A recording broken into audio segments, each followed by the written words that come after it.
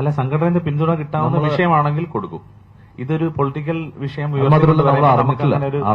അറിഞ്ഞിട്ടുണ്ടായിരുന്നെങ്കിൽ അതിനെപ്പറ്റി നമ്മളടുത്ത് ഇപ്പൊ തന്നെ പുള്ളി ആവശ്യപ്പെട്ടിട്ടുമില്ല, അതും പറയാലോ.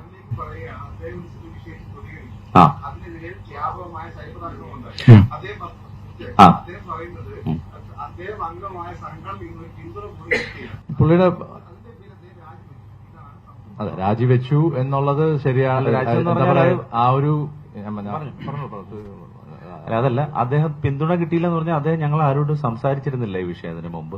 ഒരു ദിവസം ഞാൻ ഈ പിന്തുണ തരാത്തോണ്ട് രാജിവെക്കുന്നു എന്ന് വാട്സാപ്പിൽ മെസ്സേജ് അയച്ചതല്ലാതെ ഇതുവരെയും പിന്നീട് ഈ ഒരു ചിത്ര ചേച്ചിയുടെ വിഷയം ഇങ്ങനെ വന്ന് നമ്മൾ ചെയ്യേണ്ട എന്തെങ്കിലും എന്നൊക്കെ ഇങ്ങനെ ഓരോ ആൾക്കാർ ഇങ്ങനെ ചോദിച്ചപ്പോൾ നമ്മൾ പറഞ്ഞ ഒരു കാര്യം ഇതാണ്, നമ്മൾ ആർക്കും അല്ല അത് ഈ വിഷയമാകുമ്പോഴത്തേക്ക് നമുക്ക് അങ്ങനെ ഇല്ല, ആരും വിളിച്ചു പറയണമെന്നല്ല പറയണത്. ഞാൻ പറയാം.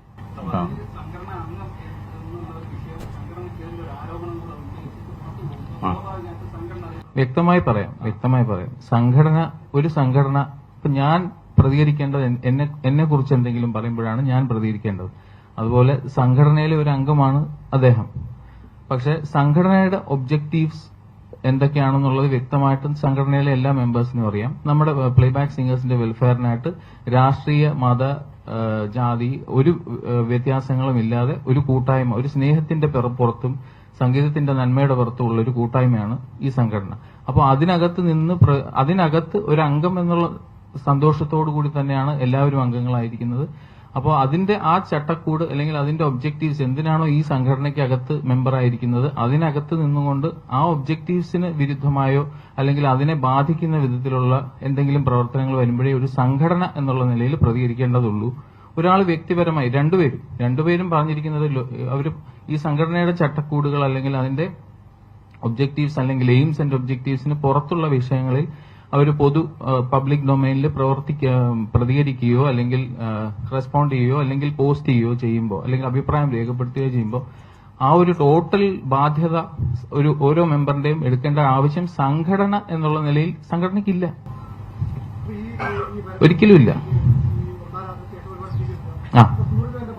തീർച്ചയായിട്ടും ഞങ്ങളുടെ സൈഡിൽ നിന്ന് അങ്ങനത്തെ ഒരു ചിന്തയില്ല. സൂരജ് ഇപ്പൊ പിണങ്ങിപ്പോയി. ഇപ്പൊ നമ്മുടെ വീട്ടിൽ ഇപ്പൊ എന്റെ അനിയനോ ചേട്ടനോ പിണങ്ങി പോകുന്ന പോലെ അല്ലെങ്കിൽ ഒരു ചെറിയൊരു പിണക്കം എന്നുള്ളത് മാത്രം ഞങ്ങൾ നോക്കുന്നുള്ളൂ.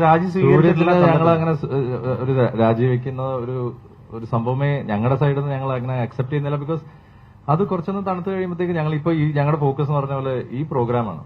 അപ്പൊ ഇതിന്റെ നന്മയ്ക്ക് വേണ്ടി നിങ്ങൾ നന്നായിട്ട് എഴുതിയാൽ അത് അത്രയും നല്ലത്. അല്ലാണ്ട് ഇതിനെപ്പറ്റി അല്ല ഞാൻ ജസ്റ്റ് പറയാണ്. പക്ഷെ ഞങ്ങളുടെ കുടുംബത്തിലുള്ള ഒരു അംഗം എന്നുള്ളതുകൊണ്ട് ഞങ്ങൾ തീർച്ചയായിട്ടും അത് ഡീൽ ചെയ്ത് ഞങ്ങൾ ശരിയാക്കിക്കൊള്ളും.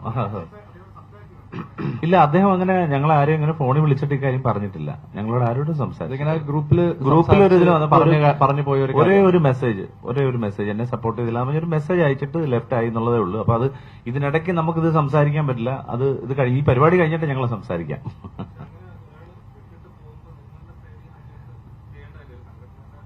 അല്ല അതിപ്പോ എന്ന് വെച്ച് കഴിഞ്ഞാൽ അല്ല ഇതിപ്പോ പുള്ളിക്ക് നടന്ന ആക്രമണം, ഈ സൈബർ ആക്രമണം എന്ന് പറയുന്നത് എപ്പോഴോ നടന്ന ഒരു കാര്യം.